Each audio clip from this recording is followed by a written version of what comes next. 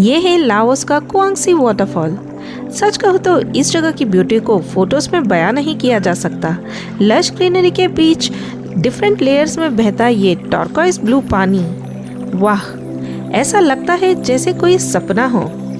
यहाँ आप घूम सकते हो, स्टनिंग फोटोज क्लिक कर सकते हो और अगर वाटर लेवल सही हो तो इन नेचुरल पूल्स में डुबकी भी लगा सकते हो। पीस, फ्रेशनेस और सुकून सब कुछ है यहाँ। अगर आप लाओस जा रहे हो तो कुआंगसी वाटरफॉल देखना बिल्कुल मत भूलना। ऐसे ही और ब्यूटीफुल ट्रैवल स्पॉट्स के लिए मेरे चैनल को विजिट एंड सब्सक्राइब ज़रूर करना।